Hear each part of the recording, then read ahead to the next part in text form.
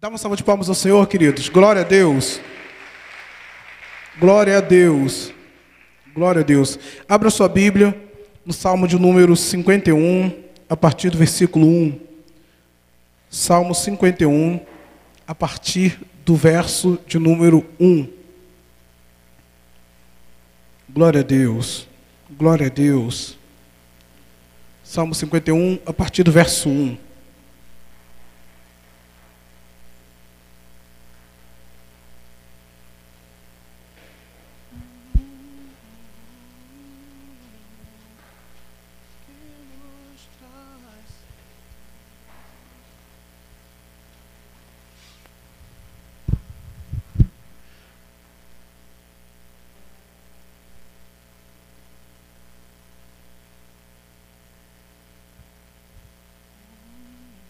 Os que acharam, digam amém. Glória a Deus. Salmo de Davi. Tem misericórdia de mim, ó Deus, por teu amor. Por tua grande compaixão, apaga as minhas transgressões. Lava-me de toda a minha culpa e purifica-me do meu pecado. Pois eu mesmo reconheço as minhas transgressões e o meu pecado sempre me persegue. Contra ti, somente contra ti pequei, e fiz o que tu reprovas, de modo que justa é a tua sentença, e tens razão em condenar-me. Sei que sou pecador desde que nasci, sim, desde que me concebeu minha mãe. Sei que desejas a verdade no íntimo, e no coração me ensinas a sabedoria. Purifica-me com hisopo, e ficarei puro. Lava-me, e serei mais branco do que a neve. Faz-me ouvir de novo júbilo e alegria, e os ossos que esmagaste exultarão. Esconde o rosto dos meus pecados e apaga todas as minhas iniquidades. Cria em mim, ó Deus, um coração puro. Cria em mim um coração puro, ó Deus, e renova dentro de mim um espírito estável, um espírito inabalável, um espírito constante. Devolve-me a alegria da tua salvação e sustenta-me com um espírito pronto a obedecer. Então, ensinarei os teus caminhos aos transgressores, para que os pecadores se voltem para ti. Livra-me da culpa dos crimes de sangue. Ó Deus, Deus da minha salvação, e a minha língua aclamará a tua justiça. Ó Senhor, dá palavras aos meus lábios, e a minha boca anunciará o teu louvor. Não te deleites em sacrifícios, nem te agradas em holocaustos, senão eu os traria. Os sacrifícios que agradam a Deus são um espírito quebrantado, um coração quebrantado e contrito, ó Deus, não desprezarás.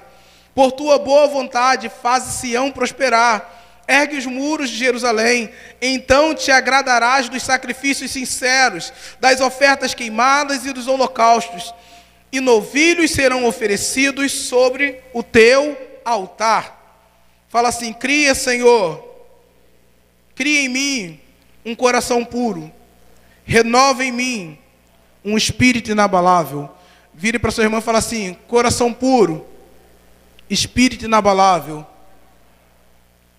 Quem cria isso é o Senhor, mas a nossa parte é oferecer um espírito quebrantado, um coração quebrantado. Querido, eu estava pensando na ministração de hoje, um tema que eu já tenho refletido já há algum tempo, e eu fiquei pensando o seguinte: por que às vezes mudar é tão difícil?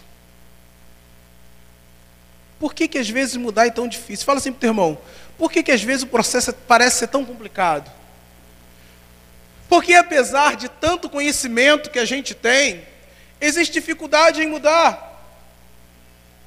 Eu estava hoje em casa deitado lá no meu momento de reflexão em Deus. Saiu todo mundo, fiquei sozinho. Entrei no meu quarto escurinho, fiquei lá refletindo. Falei: a gente tem tanta teoria, a gente tem tanta informação. Talvez nenhuma igreja, como a igreja desse século, tenha a quantidade de informação que nós temos. Informação útil, informação boa, A gente entra na internet, eu quero aprender sobre arqueologia bíblica, eu quero aprender sobre hermenêutica, sobre escatologia, sobre paternidade, sobre cura interior.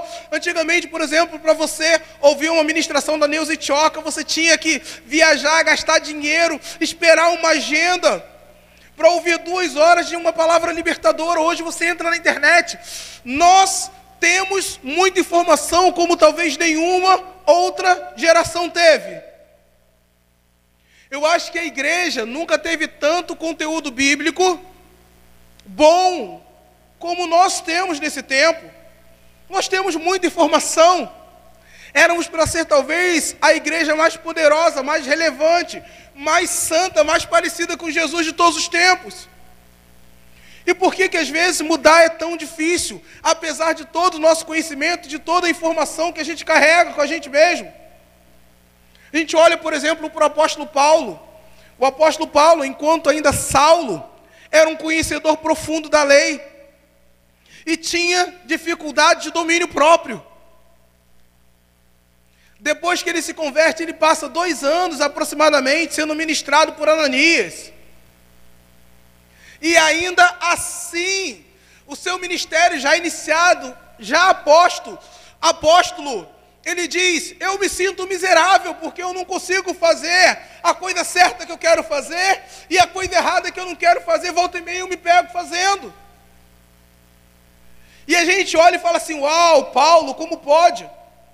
Eu estava há um tempo atrás viajando com vários pastores e a gente vai percebendo que os dilemas de todo mundo parecido. A ideia que a gente tem é que algumas pessoas alcançaram um nível de invulnerabilidade. E não, irmãos. Todos nós temos desafios. Uns em uma área, outros em outras áreas. Aquilo que a Lohana de repente já resolveu, a Vitória ainda não resolveu, mas outras coisas que a Vitória já resolveu, a Lohana está no processo. Todos nós temos processos. Mas eu pensando, eu falei, mas eu sinto que ainda tem mais. Apesar de toda a informação, parece que algumas coisas não mudam, ou quando mudam, não é muito consistente. Quantos, além de mim, já estiveram em fases da vida que olharam para si mesmo e falaram assim: haha, agora eu vou, agora eu decolo, agora, meu irmão, eu vou me estabilizar em Deus. E é só questão de tempo de você se sentir no mesmo lugar de novo. Eu me lembro de anos atrás, uma vez que eu estava nos meus momentos, e eu conversando com o Leandro, que está aqui com a gente, né? E eu falei assim com o telefone com o Leandro: Leandro, minha cota de erros já acabou. Engraçado que eu não sabia que o Leandro está aqui hoje, mas eu estava lembrando dessa conversa, lá em casa, enquanto eu refletia. E eu pensando assim: quem me dera que tivesse acabado mesmo.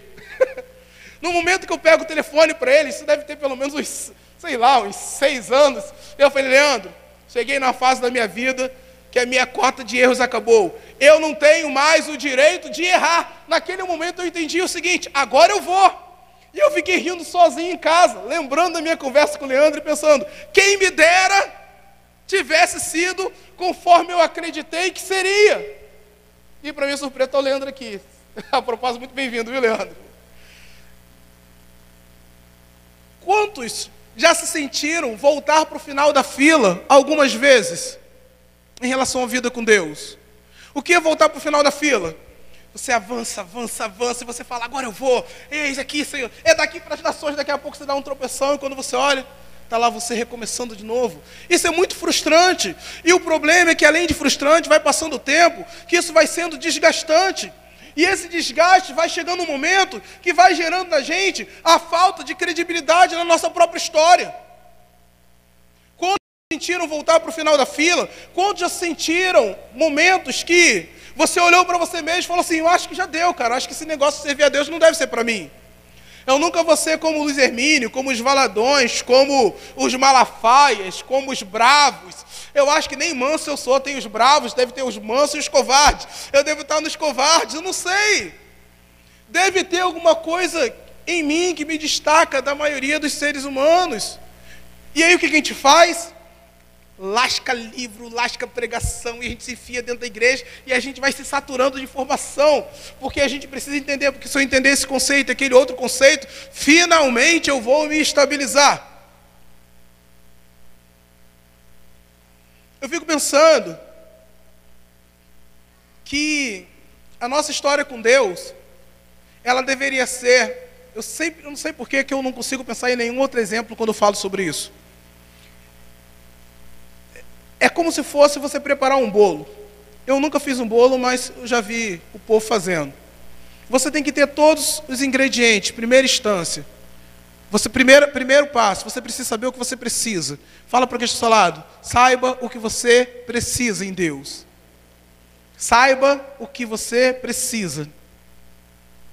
Segunda coisa, reúna todas essas coisas em um mesmo lugar.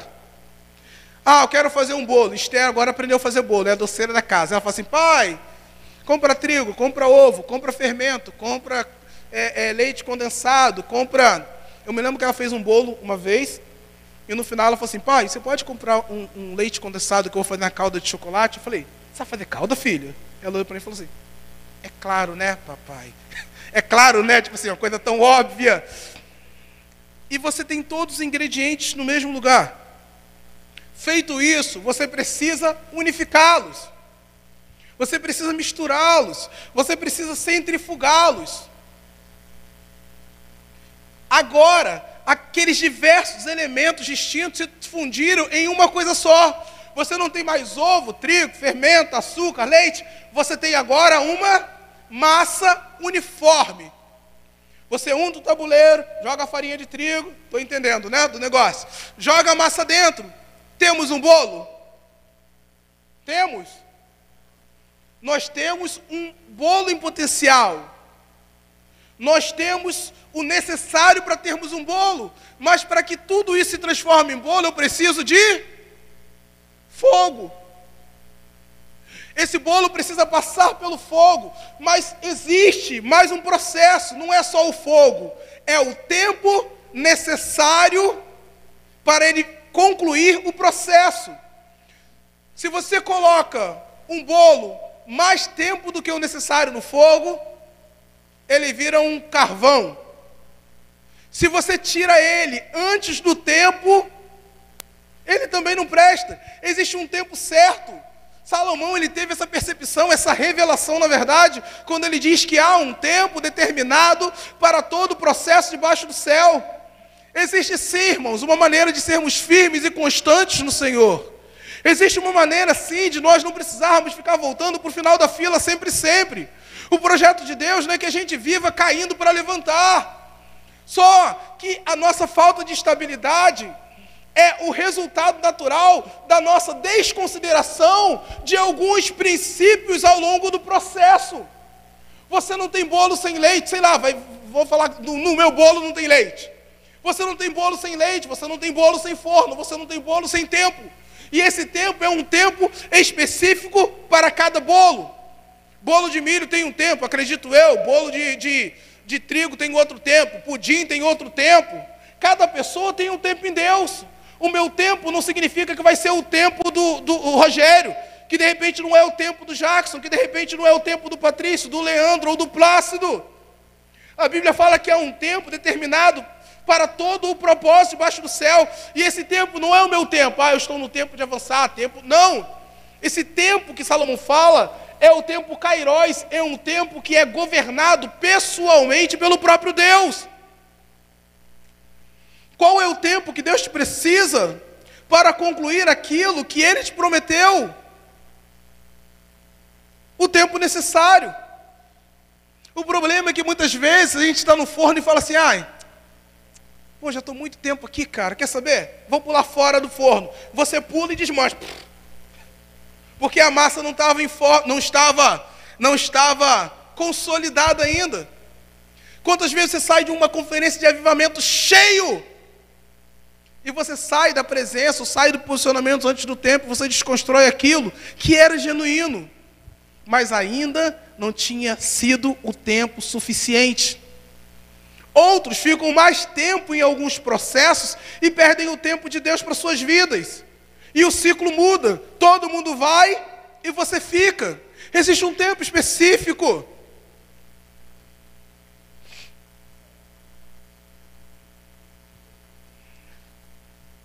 E eu fiquei pensando, falei, cara, a gente tem culto, a gente tem música, a gente tem pregação pra caramba, a gente tem informação, tem livro, tem Bíblia, só que na igreja a gente tem, aproveitar para fazer propaganda, a gente tem o Panorama Bíblico domingo de manhã, escola de obreiros, escola Start, classe de homens, homens de honra, homens de homens, estava repreendido esse negócio de homem, né? Homens de honra, mulheres de honra, nós temos um monte de culto, temos a classe de jovens, temos escola de crianças, nós temos um monte de coisa. Eu falei assim, cara, o que falta para a gente? O que falta para a gente ser estável no Senhor? O que falta, Senhor, para a gente parar desse negócio de estou quente, estou frio, estou em cima, estou embaixo, estou correndo, estou parado, estou caindo? Irmãos, e sem querer trazer uma receita, mas um princípio, nós precisamos de fogo, é o fogo que consolida todos esses elementos. Enquanto não passarmos pelo fogo de Deus, o tempo estabelecido por Ele, nós viveremos um evangelho na força das nossas próprias convicções, que não gera mudança, e as poucas que geram não são constantes, não são permanentes. Você muda, e à medida que você vai avançando, é como se houvesse uma dissolução daquele posicionamento. É como um pneu do carro quando tem aquele furinho pequenininho. Não é aquele buraco que esvazia imediatamente, é aquele furinho. Os 3 pneus mantêm a calibragem, mas esse daqui ele vai esvaziando, esvaziando, esvaziando, até que todo o carro perde a estabilidade por causa daquele pneu. Você para no posto, ele está baixo, você calibra e continua vazando, vazando, vazando, vazando, vazando. Eu penso que uma grande parcela da igreja moderna vive com um pequeno furo na sua caminhada cristã. Os nossos não conseguimos nos manter muito tempo em nossos posicionamentos. A partir de hoje eu serei uma mulher assim, assim, assim. A partir de hoje eu serei um homem assim, assim, assim. A partir de hoje eu serei um crente dessa maneira. E são posicionamentos sinceros. Mas você começa segunda, terça, quarta, um mês, 2 meses, daqui a pouco você está onde? No final da fila. No mesmo lugar de outrora. A letra mata, mas o Espírito vivifica. Isso não está falando de uma apologia ao conhecimento bíblico, não, de maneira nenhuma. Mas a letra sem o processo sobrenatural de Deus não nos mantém firmes. Observe que na oração de Davi ele fala o seguinte: cria em mim, ó Deus, um coração puro, porque eu mesmo, por mim mesmo, não consigo. Davi, irmãos, no tempo da lei, no tempo onde o sacrifício era uma praxe, ele já tinha entendido no coração de Deus qual era o sacrifício que Deus queria. Entender o tipo de sacrifício aceitável para Deus no nosso tempo é até relativamente fácil, mas no tempo de Davi, aonde já existia um processo, uma prática, esse cara ele olha para aquilo e fala: eu ergo sacrifício a minha vida inteira e isso não mudou a minha história. Eu ergo sacrifício a minha vida inteira e eu continuo sendo um cara cheio de iniquidade e pecado. Eu ergo sacrifício a minha vida inteira e me vejo pecador. E chega um momento que ele joga para Deus e fala: Senhor, cria em mim, tu, um coração puro, um espírito que não se abale. Ele não queria ser somente puro, ele queria ser constante. Davi não queria somente ser puro, ele queria ser inabalável. Ele queria ser o mesmo segunda, terça, quarta, janeiro, fevereiro, março, 2018, 19, 2020. Ele queria ser constante, mas ele entendeu que por ele mesmo ele não conseguia. Mas ele entendeu que para o Senhor criar nele o tipo de coração que ele gostaria de ter, ele precisava erguer para Deus o sacrifício. Só que Davi, ele tem uma revelação, ele faz uma releitura do sacrifício que Deus queria dele. O sacrifício que Deus queria não era um novilho. O sacrifício que Deus queria era um coração quebrantado. O que é um coração quebrantado? É um coração ensinável, é um coração disposto a voltar atrás, é um coração que se permite ser guiado, que se permite ser ensinado, que se permite ser corrigido. E ele fala, um coração e um espírito quebrantados, o Senhor não rejeita. Davi, ele entende o que era agradável a Deus, e ele entende que se ele desse para Deus esse sacrifício, Deus colocaria nele um coração puro. Ele entendeu que se ele desse para Deus um sacrifício assertivo, Deus geraria nele um espírito constante. Mas a gente quer entender o que é que eu tenho que fazer para ser aquilo que Deus quer que eu seja. É Ele quem vai te transformar no que Ele quer que você seja. Eu passei minha vida inteira tentando ser o que Deus esperava, quando na verdade eu só deveria me permitir ser moldado por Ele. Por isso do coração quebrantado, porque o coração quebrantado é um coração que é moldado pelo próprio Deus. E a Bíblia fala que quando Deus olha esse tipo de coração, Ele não rejeita. Aí ele fala, versículo 19: então te agradarás dos sacrifícios sinceros, e das ofertas queimadas, e dos holocaustos, e nos novilhos que são oferecidos perante o altar. Ou seja, aquela praxes era uma direção de Deus. Mas para aquilo ser agradável a Deus, era necessário haver por trás daquele novilho um coração puro. Qual é a aplicação disso para a gente? Você não tem que estar nos programas de treinamento da igreja? Tem que estar. Você não tem que ter relacionamento no corpo da igreja? Tem que ter. Você tem que ler os livros que você tem lido? Pega aí um monte de escritor bom nesse tempo, leia. Você precisa disso tudo. Mas um coração e um espírito quebrantado. Ser quebrantado não é a mesma coisa que ser puro. Você pode ter um coração quebrantado ainda sujo, mas se ele for quebrantado, ele tem o necessário para que o Senhor o limpe e o molde. Entende? O sacrifício é um espírito quebrantado, um coração quebrantado. Deus pega isso e transforma esse coração quebrantado em um coração puro. Deus pega o espírito quebrantado e transforma o espírito quebrantado em um espírito inabalável. Ok, irmãos? Entendi, pastor. Então você está falando que eu preciso passar pelo fogo? Sim. O tempo determinado por Deus? Sim. Pensa no Antigo Testamento. Eu estava pensando no sacrifício que Elias ergueu. No sacrifício que todos erguiam na época. Eles pegavam pedras para montar o altar. Nesse altar de pedras, eles punham lenha. E nesse altar de pedra com lenha, eles colocavam então o seu animal. Na oferta de Elias, o desafio era: o sacrifício que fosse agradável, Deus mandaria fogo. E eu fiquei pensando, Senhor, a gente pode produzir as pedras, a gente pode carregar as pedras, a gente tem a lenha, mas a gente não produz fogo. O que eu preciso para ter o fogo de Deus sobre a minha vida? Pergunta para o teu irmão, o que você precisa para atrair o fogo de Deus sobre a sua vida? Pedras? Sim. Mas as pedras não atraem um fogo. Preciso de lenha? Sim. Mas não são as lenhas que atraem um fogo. Ah, eu preciso então ter o altar. Sim. Mas não é o altar que atrai o fogo. Um altar pelo altar não atrai o fogo. O que atrai o fogo é o sacrifício que está sobre o altar. É o sacrifício que atrai o fogo de Deus. E é o fogo que gera transformação. É o fogo que muda as propriedades daquele metal impuro em um ouro refinado. É o fogo que transforma aquela massa em um bolo. O fogo, ele muda os atributos, ele muda a estrutura daquilo que passa por ele. Você pega uma madeira e coloca no fogo, depois que ela passa pelo fogo, ela vira o quê? Cinza. O fogo tem o poder de mudar estruturas.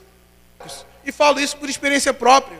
Eu me lembro que aos 18 anos, 18 para 20 anos, eu não tinha muita dificuldade em crer em qualquer coisa que tivesse relacionado a Deus. Mas foi passando o tempo, eu comecei a adquirir grande conhecimento. Mas fui perdendo o fogo de Deus. Nos tornamos muitas vezes teóricos demais. Continuamos, apesar de todo o conhecimento, eventualmente caindo nos mesmos erros. Nos mesmos erros. Apesar de estarmos saturados de tanta informação. Uma coisa que eu penso, irmãos, que a igreja moderna é extremamente deficiente. Nós nunca tivemos uma igreja tão musical como a desse tempo, ok? Mas talvez nunca tivemos uma igreja tão precária em oração como nesse tempo. Nós temos informação, nós temos reuniões, nós temos entretenimento, nós temos música, nós temos prédios, nós temos equipamentos, nós temos mídia, nós temos marketing, mas a igreja moderna, o crente moderno, ora pouco. O crente moderno ora pouco. Quer ver? Uma pergunta retórica, não requer resposta. Pergunte para o seu irmão assim: quanto tempo você ora diariamente? Só para ele pensar, não é para ele responder. Responda. E o pouco tempo que oramos, na maioria das vezes, é uma oração desprovida de propósito e sentido. Pergunta para o teu irmão assim: qual é a qualidade da sua vida de oração? Nós aprendemos que orar é ligar o falatório e ficar falando coisas que não fazem nem sentido, porque a gente tem que falar. Aprendemos que orar é falar com Deus. Então começa: abençoa meu pai, minha mãe, meu filho, manda dinheiro, manda comida, manda paz, melhora o meu casamento. Blá, blá, blá. No meio do caminho, nem você sabe mais o que você está falando. Quantos já acordaram de madrugada para orar porque tinham que orar e ficaram falando ao vento coisas que não faziam sentido nem para você mesmo. Mas eu estou cumprindo o meu protocolo religioso. E muitas vezes orar não é falar, muitas vezes orar é ficar quieto para ouvi-lo. O tempo que você passa quieto, meditando no Senhor, também é oração. É falar e também ouvir. Considerando que a fé vem pelo ouvir, talvez orar seja até muito mais ouvir do que falar. Oramos pouco, irmãos. Quer ver? Pega aí qualquer pessoa e bota na internet: Conferência Internacional, Conferência Interplanetária das Galáxias de Oração. Faz uma conferência de oração. E vamos perguntar o seguinte: qual é a programação da conferência? Nós passaremos 3 dias orando. Tá, e quem vai pregar? Não, não vai ter pregação. Quem vai cantar? Não, não vamos cantar. Nós vamos só orar. Quantas pessoas você acha que vão nessa conferência?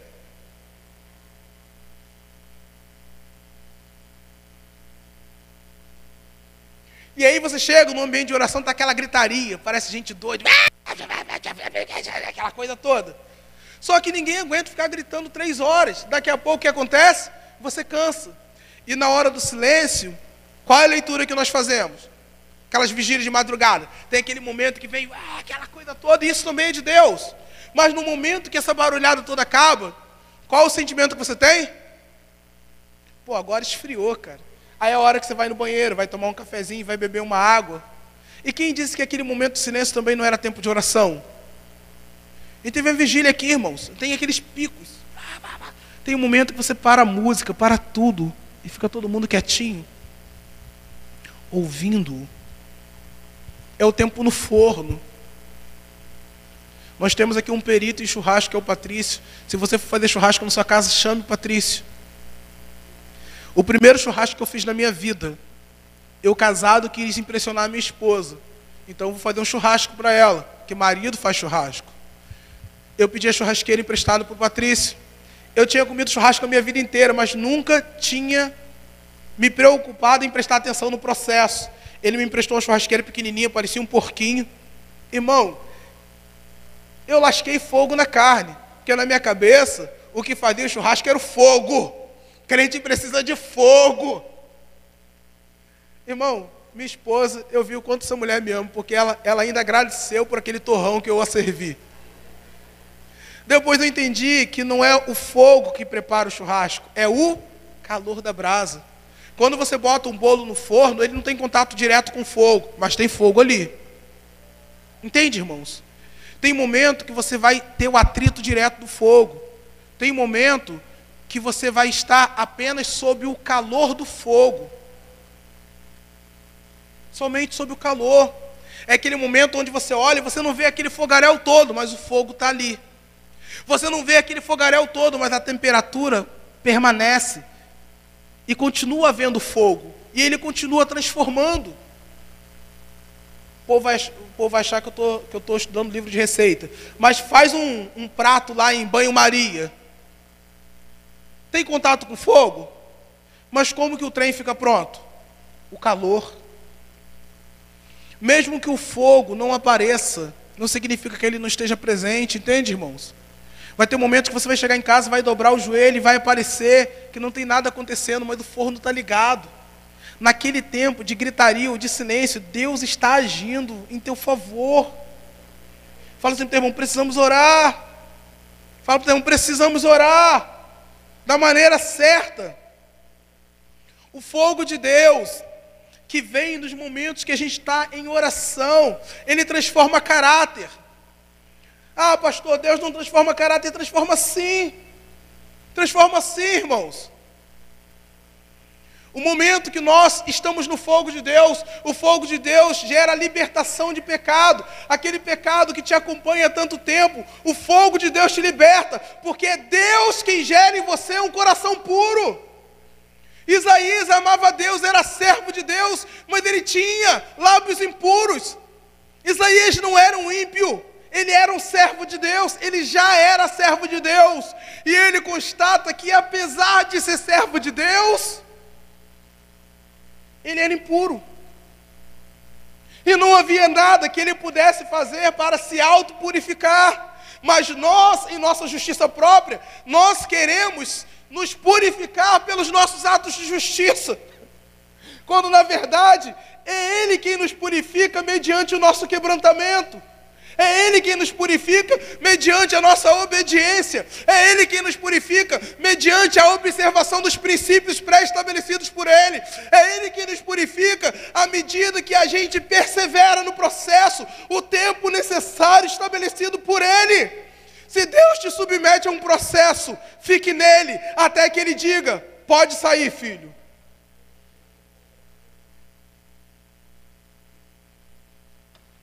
Pastor, Deus falou para mim que Ele me enviaria às nações. Que bênção, filho, glória a Deus. Mas eu estou no âncora. Ué, âncora está nas nações, não está não? Se âncora não está em Marte, a gente está nas nações. Não, tá, eu entendi. Mas Deus falou comigo que Ele me enviaria para os 4 cantos da terra. E quem disse que Ele não vai fazer? Mas eu estou aqui ainda, você não está pronto. Mas eu tenho tudo, eu tenho informação. Mas quando ele olha para o bolo Cláudia, ele sabe quanto tempo o bolo Cláudia precisa ficar no forno. Se ele não te tirou, fique lá. Entende, irmãos? Eu tenho certeza que Deus vai enviar desses lugares pastores e ministros para os 4 cantos da terra.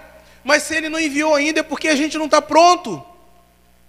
Eu tenho certeza que essa igreja nós teremos 2, 3 cultos por domingo ainda. Mas se Ele ainda não fez, é porque a gente ainda não está pronto. Precisamos permanecer no fogo o tempo estabelecido por Ele. O fogo de Deus gera transformação de caráter, libertação de pecado, mudança de vidas para nos parecermos com Cristo. Lembra que eu falei que o fogo, ele tem o poder de mudar os atributos? Aquela massa vira bolo. Aquela carne vira churrasco. Carne crua é churrasco, irmão? Peixe cru é muqueca? Entende, irmão? O fogo, ele muda os atributos. E a pessoa olha e vê Ricardo, depois que ele passa pelo fogo, vê discípulo. A pessoa olha e vê Plácido, depois que ele passa pelo fogo, vê profeta. A massa passa a ser chamada de bolo, a carne passa a ser chamada de churrasco, o peixe passa a ser chamado de muqueca. O fogo muda os nossos atributos e a visão das pessoas a nosso respeito. A visão das pessoas a nosso respeito. A vida de oração que atrai o fogo de Deus sobre as nossas vidas. Oração com perseverança, com dependência, com resiliência. Transforma-nos em tudo aquilo que Deus, transforma tudo aquilo que Deus já nos deu em uma só coisa. Eu tenho adoração, comunhão, igreja, fidelidade, conhecimento, mas quando eu passo pelo fogo, Ele pega todos esses elementos e transforma em filho, em discípulo. Glória a Deus. Dá um glória a Deus, irmão. Precisamos sair da estrutura mecânica. Todo o nosso conhecimento nos deixou muito mecânicos. Tudo funciona no automático. A gente chega aqui, liga o som, liga a luz, liga a música, liga os coloridos, liga o data show. A gente cumprimenta o irmão com passeou. Dá um abraço, já tem um lado certo de abraçar, não é? No homem a gente dá aquela pancada nas costas, a gente senta, levanta de cima, canta e vai embora. A oração, ela nos projeta em um estilo de vida que a gente não tem mais controle. Esse pragmatismo engessado, aonde nós somos governados pela religião, ele acaba.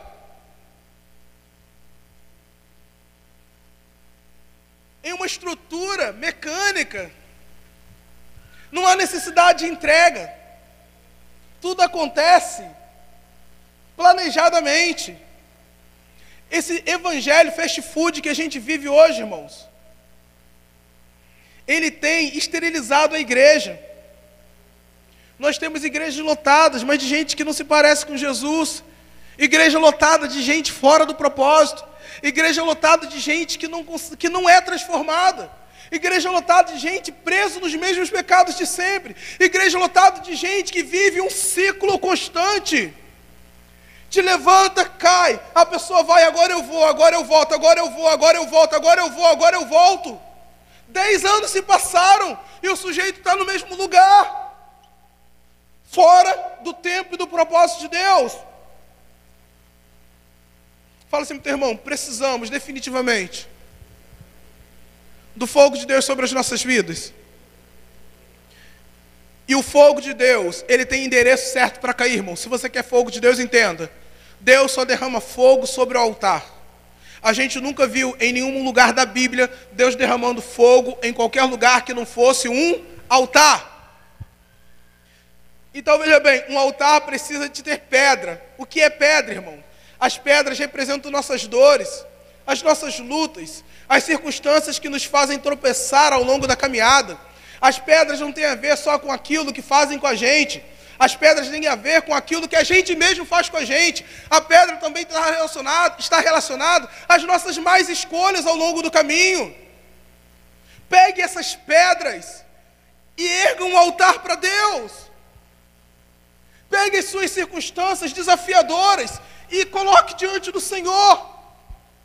Ao invés de fugir de Deus, pegue os seus erros, os erros que cometeram contigo, os seus traumas, os seus fracassos, coloca tudo isso diante do Senhor. Pegue as críticas que fizeram sobre você, a sua falta de credibilidade em você mesmo. Pegue todas essas pedras e erga um altar a Ele. O altar também tem lenha. A lenha representa a nossa intenção de manter o fogo aceso, a nossa disposição em perseverar naquilo que foi iniciado. Se você lança fogo sobre o papel, ele se extingue rápido. Ontem teve lá a festa de confraternização do curso Homens e Mulheres de Honra, e tivemos lá uma fogueira com batata doce, o negócio todo, e tinha uma fogueirinha lá meio xoxa, com uma brasinha lá, só tinha fumaça. Aí daqui a pouco chegou o Leandro lá e foi botando um trem lá, daqui a pouco o negócio acendeu.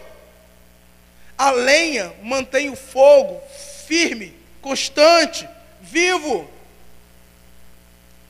Repor lenha indica a nossa predisposição de manter o fogo aceso, ou seja, de continuar o processo iniciado. Se você deseja atrair o coração de Deus, você precisa ter pedras, toda a sua vida, todas as suas circunstâncias. Para de mimimi e coloca isso diante do Senhor. Ah, Deus não me ama, eu nunca vou chegar lá, eu não vou conseguir, eu sou o pior dos piores. Para com isso. Coloca isso diante dele. Coloca isso diante dele. Para de autocomiseração. Coloca isso diante dele. Pegue as suas pedras e coloque diante dele. Coloque lenha. Diga para Deus: Senhor, se o Senhor mandar fogo, eu me comprometo em reabastecer o fogo. Eu me comprometo em manter a lenha. Eu me comprometo a não deixar faltar lenha. Lenha representa o nosso compromisso com o processo. Lenha e pedras formam um altar. O altar é o lugar da manifestação. Só que esse lugar não é um lugar físico. Esse lugar diz respeito a um posicionamento em Deus. O fogo se manifesta sobre o altar. Primeira coisa, cada pessoa tem que erguer o seu próprio altar. Você não pode ir na carona do altar do outro. Ricardo fez o altar, eu fico aqui só esperando, igual no tanque, no tanque de Betesda. Na hora que cair fogo no altar do Ricardo, ó, o fogo vai cair do lado e você vai ficar em cima do altar sem fogo nenhum, irmão. Cada um tem que erguer o seu próprio altar. Cada um tem que erguer o seu próprio altar. O altar é o lugar da manifestação, mas não é um lugar físico. Deus derrama fogo quando eu estou no templo da igreja. Não. Esse lugar é um posicionamento. Quando você reúne todos os elementos em um lugar, ou seja, quando você reúne todos os elementos em um posicionamento agradável a Deus, o fogo vem. Mas calma aí. O fogo vem sobre aqueles que estão no posicionamento e alinhado com os elementos e com os valores do céu. O fogo de Deus mudou o caráter de Isaías, de Jacó, da prostituta, do cobrador de impostos. Mas veja bem, eu tenho altar, eu tenho lenha, eu tenho pedra.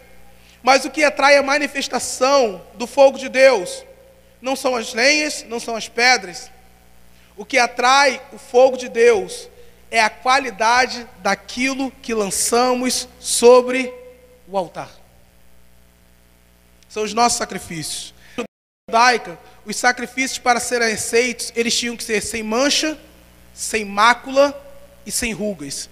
O sacrifício tinha que ser perfeito. Deus tem o endereço certo para mandar fogo. Ele manda fogo no altar.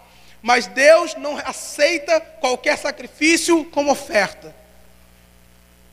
E qual é o sacrifício aceitável? Exatamente por causa da qualidade do que se apresenta, que Deus não se atentou para a oferta de Caim, mas se agradou da oferta de Abel. O tipo de sacrifício pode atrair a glória e o fogo, ou não. Ou não, de repente você está fazendo a coisa certa da maneira errada. Você está fazendo com a melhor das intenções aquilo que Deus não te pediu para fazer. Sabia disso? Você pode estar fazendo com a melhor das intenções aquilo que Deus nunca te mandou fazer.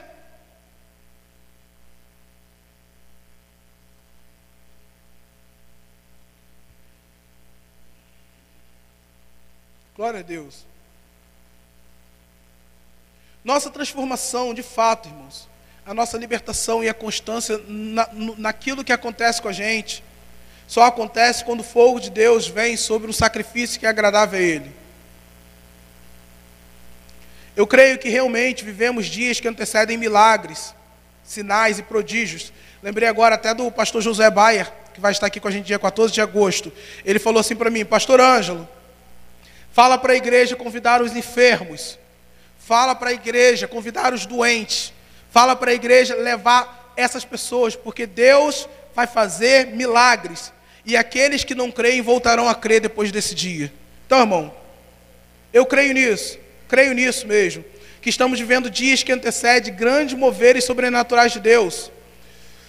E esses dias são os dias onde há desespero no inferno. Se você parar para observar, praticamente todas as vezes que você se posicionou em Deus, imediatamente vem uma prova para abortar o seu processo, para te mandar de novo para o final da fila. É sempre quando você está quase lá. Não é quando você está na metade. Na hora que você já começa a ver a faixa do final da maratona, você cai e quebra a perna. Tem que esperar 4 anos até a próxima maratona de novo. Existe um desespero do inferno para que você não rompa em Deus, querido. O diabo tem medo de que você rompa em Deus. Não podemos tolerar, queridos, aquilo que nos faz banalizar os sacrifícios que erguemos a Deus. Os verdadeiros sacrifícios agradáveis, eles sempre vão envolver, vão representar a entrega de algo que nos custe muito. É tempo de sermos sérios em nossas renúncias e de sustentar nosso posicionamento. E isso só será possível com uma vida cheia do fogo de Deus, uma vida séria em oração, avançar em Deus sem nunca mais olhar para trás, avançar para um lugar onde o templo da manifestação da glória sejamos nós e não os lugares físicos. Avançar para um lugar onde nossas pedras se transformem em altares, aonde não falta lenha. Ontem nós estávamos lá no churrasco, no evento, e tinha uma churrasqueirinha de pedra, onde a gente estava passando um churrasquinho. E o carvão já estava acabando, eu pedi para o Patrício no caminho trazer mais carvão, e quando o carvão vai acabando, vai ficando totalmente completo, coberto de cinzas. E essas cinzas têm a capacidade de extinguir o fogo. Aí o Patrício chegou, eu distraidamente fui jogar carvão em cima daquela brasa. Aí ele falou assim para mim: pastor, antes de jogar carvão novo, é bom dar uma abanada para tirar a cinza. Porque quando sai a cinza, o fogo volta. Eu falei, virou pregação. Virou pregação. Irmão, na cultura judaica, a Bíblia fala, naquele texto que fala, e o fogo arderá continuamente no altar. A gente pega esse texto e acha ele o máximo. Mas nos versículos anteriores, o sacerdote tinha um compromisso de repor lenha e remover cinzas. Repor lenha e remover cinzas. O nosso trabalho como sacerdotes é não deixar faltar lenha e garantir que as cinzas não permanecerão. Todas as vezes que a gente deixa haver acúmulo de cinzas e nós não removemos as cinzas, Deus, por amor, faz o quê, querido? Manda vento, manda prova, manda adversidade. Por que Deus manda adversidade? Para remover cinza. Porque as cinzas têm que sair para que o fogo não se extingue. E peguei lá o negócio, estou eu lá, abanando o negócio, abanando aquela brasa e dizendo, glória a Deus, Senhor. Obrigado por essa churrasqueira me ajudar a pregar e sendo identificado naquilo ali. E cada abanada que eu dava, irmãos, a cinza saía e o negócio brilhava. Chegou num ponto que já estava até bom, mas eu fiquei abanando, falei, agora eu quero ver fogo, antes de botar carvão novo. Abanei, daqui a pouco fogo. Coloquei carvão novo, novo estágio, nova fase. E o fogo de outrora incendiou o novo que veio. Entende, irmãos? Parece que o novo é sempre um estágio zero. Não, querido. Deus lança novo aonde já há fogo. Se você não remove a cinza, Deus vai remover. Fala assim para o teu irmão, se você não remove as cinzas, Deus vai remover. O que é remover as cinzas? Você sai de um culto desse, você é incendiado, e você começa a ter uma vida de oração, você começa a se posicionar em Deus, daqui a pouco você começa a relaxar. Cinza. Cinza. O que seria remover a cinza? Levanto de novo, e oro de novo, e começo de novo, e vou de novo. Quando você vai desacelerando, o fogo vai diminuindo, e as cinzas vão aumentando. Se você remove a cinza, Deus não precisa mandar vento. Se você não remove as cinzas, Deus manda vento. Por que eu estou passando pela adversidade? Na adversidade, o que você faz? Volta a orar. Na adversidade você jejua, ó. Na adversidade você jejua 24 horas. Na adversidade você não falta culto. Na adversidade você serve, você evangeliza. Na adversidade você fica espiritual pra caramba, você lê até a Bíblia. Na adversidade você começa a ouvir música de crente para de ouvir música do mundo. Na adversidade, o fogo volta. Mas essa adversidade não seria necessário se você tivesse removido as cinzas. Se você tivesse mantido o seu posicionamento em Deus. A pessoa começa no casamento lá, e o casamento começa a melhorar. A pessoa começa a relaxar. Vento. Vento, irmãos. E o vento não é condenação e juízo, não. O vento é cuidado, é amor. O pavio que fumega não se apaga, não se apaga, porque Deus está mandando vento o tempo inteiro para tirar as cinzas. Porque se você não tirar as cinzas, o fogo extingue. Deus te ama tanto que Ele manda vento para o pavio continuar fumegando. Deus não precisa de muita coisa não. Um pavio fumegante é suficiente para incendiar tudo de novo, irmão. A gente vai ver exemplos de sacrifícios que foram espetaculares e sacrifícios que foram avacalhados. Por exemplo, o legado de Eli e da sua descendência. Deus falou assim: juro por mim mesmo que não será mais assim. Eu disse que a sua descendência serviria eternamente na minha presença. Não será mais assim. Porque Eli, ele não teve cuidado com aquilo que ele oferecia para Deus. Ele começou a desprezar o sacrifício. Ele começou a deixar os seus filhos banalizarem aquilo que era santo. Perdeu o seu legado. Saul é o exemplo perfeito de que de boa intenção o inferno está cheio. Saul, ele desobedece a Deus querendo agradar a Deus. É como dizer para minha filha: não quero que você saia de casa. Ela querendo me agradar, sai de casa para ir no mercado comprar um negócio para fazer para mim. E quando eu chegar, ela vai levar uma bronca e vai ficar de castigo. Mas eu fiz o bolo para você. Mas do que adianta você me agradar ao preço de desonrar os meus princípios e estatutos? Saul é a representação de nós muitas vezes, irmãos. Quantas vezes, querendo agradar a Deus, você fez para Ele coisas que Ele nunca te mandou fazer? É óbvio que Deus não recebeu aquele sacrifício. Deus te manda perdoar, aí você faz jejum, esperando que o céu venha sobre a tua vida. Deus não te pediu jejum, Deus te pediu perdão. Deus te manda tomar vergonha e fazer parte do dia a dia do corpo dele. Aí sei lá, aí você começa a dar oferta gigante. Faça isso a propósito. Mas o que Deus pediu não foi isso. Não, esse mês então eu vou dar o trízimo, vou dar 30% para compensar o fato de eu não ter ido na igreja nenhum dia. Mas foi o que Deus te mandou fazer? Foi, irmão. Saul é aquele que quer alcançar o coração de Deus pelos seus próprios valores e não pelos valores de Deus. Mas a Bíblia também fala de Abel, de Abraão, de Davi, homens que nunca deram para Deus sacrifícios que não lhe custassem nada. E não podemos deixar de falar de Jesus, o sacrifício perfeito. A Bíblia fala que Jesus foi obediente até a morte de cruz. Não faltava fogo sobre a vida de Jesus, irmãos. Jesus era cheio do fogo do Espírito Santo. O sacrifício de Jesus não foi só quando ele foi para a cruz. A vida de Jesus foi um constante sacrifício.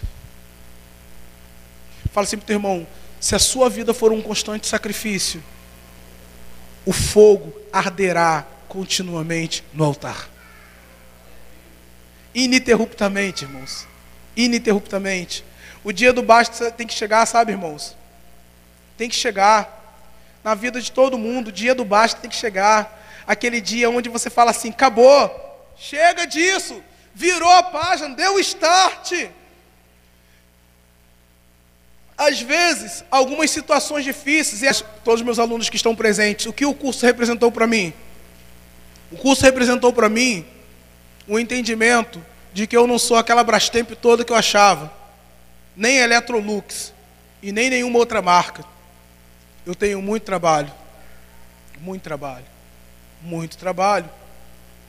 Às vezes alguns fracassos te levam a um lugar de basta. Deus, cansei disso. Cansei disso.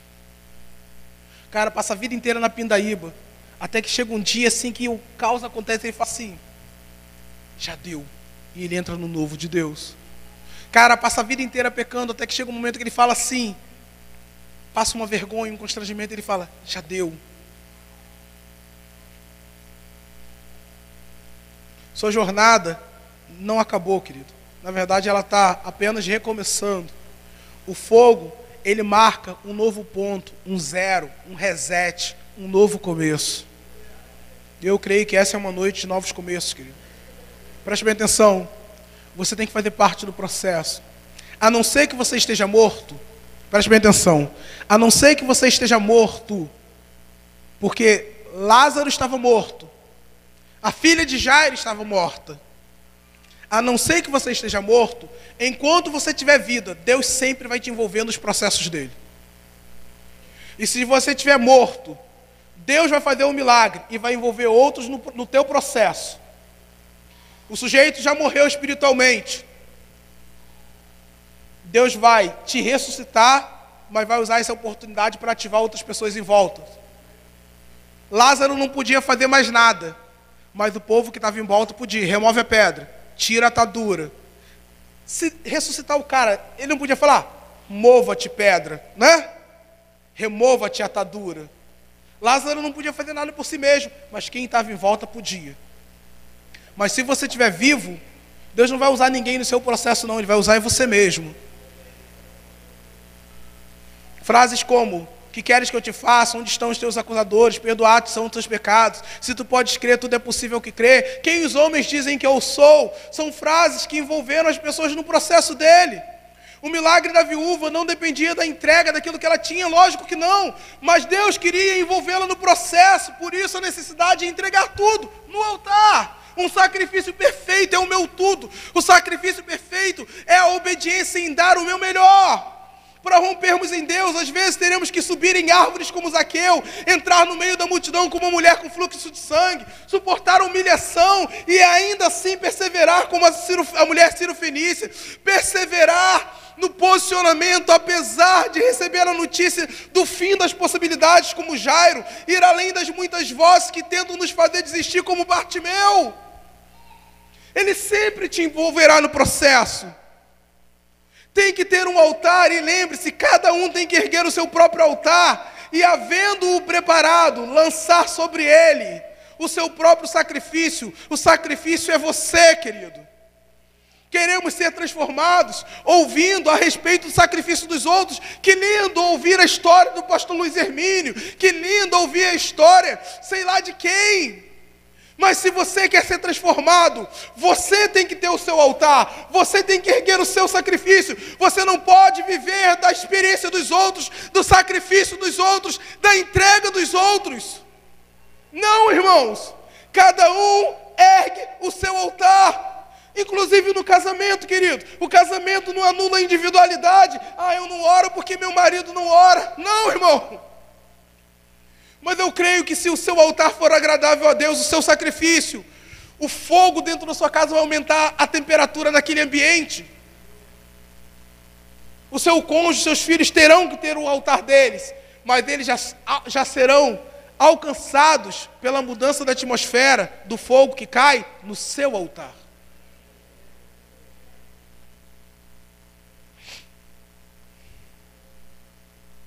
Uma casa com muitos filhos, cada um tem seu próprio relacionamento com Deus.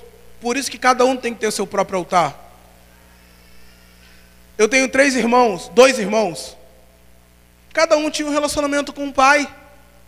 O relacionamento que o Mateus tem com o Maurílio não é igual ao relacionamento que a Lohana tem com o Maurílio. Os dois cresceram na mesma casa, filhos do mesmo pai. Mas a história de Mateus com o Maurílio é diferente da história da Lohana com o Maurílio. Verdade ou mentira?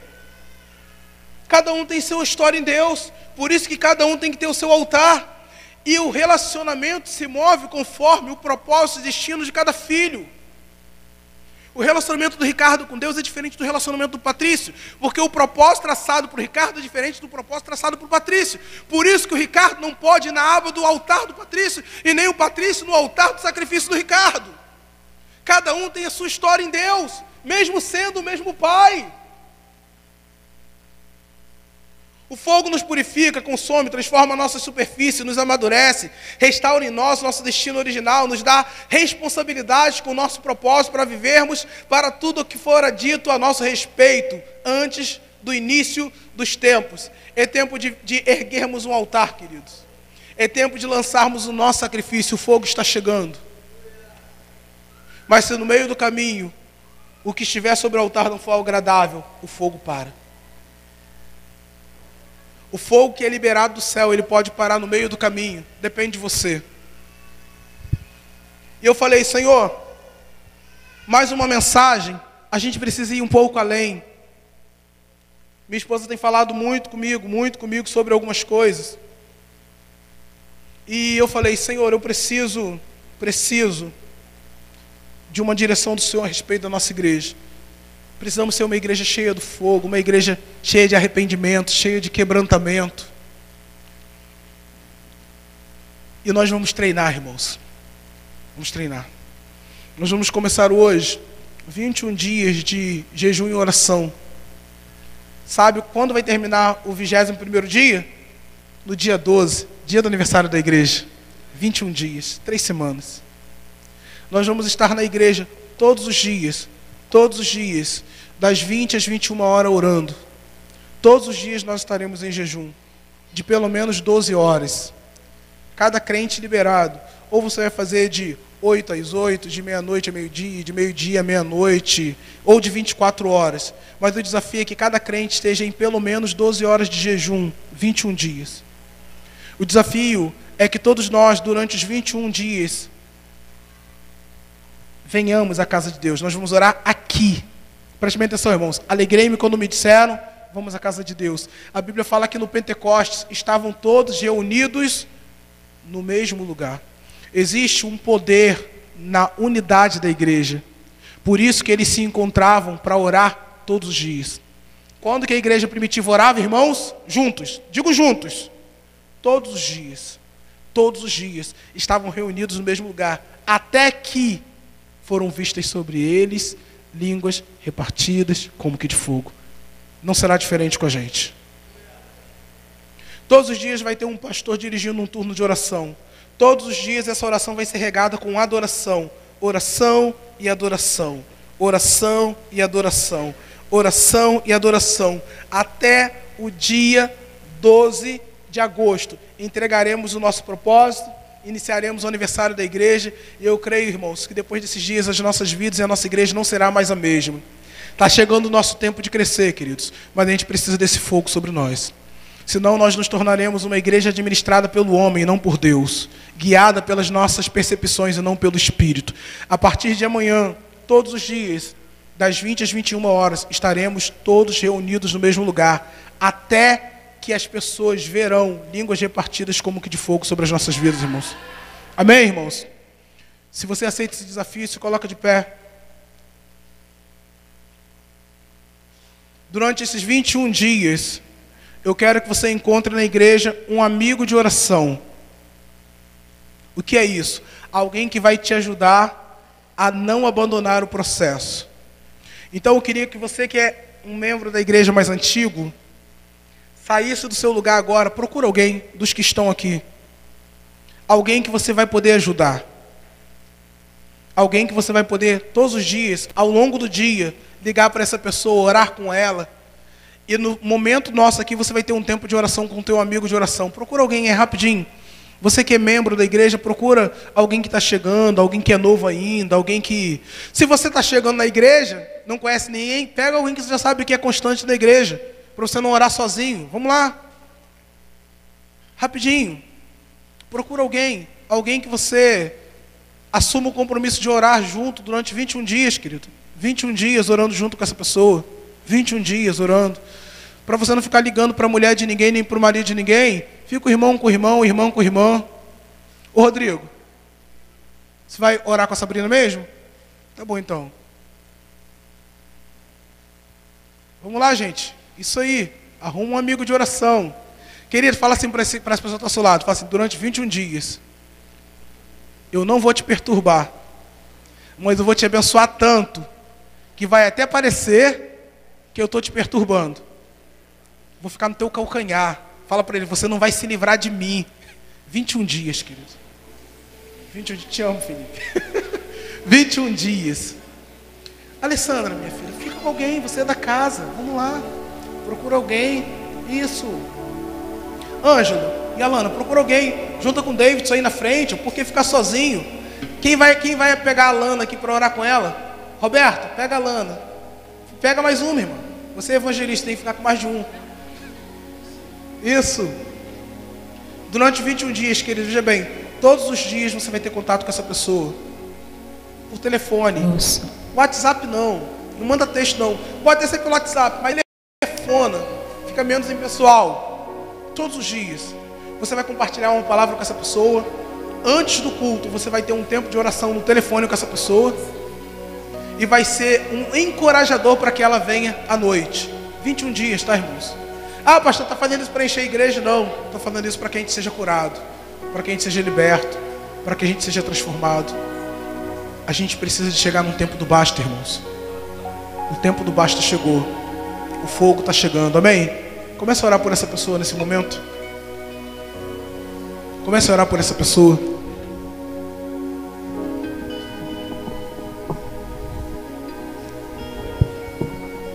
Diante da sua glória, fica de pé diante da tua glória. Ore por essa pessoa falando: Senhor, eu não posso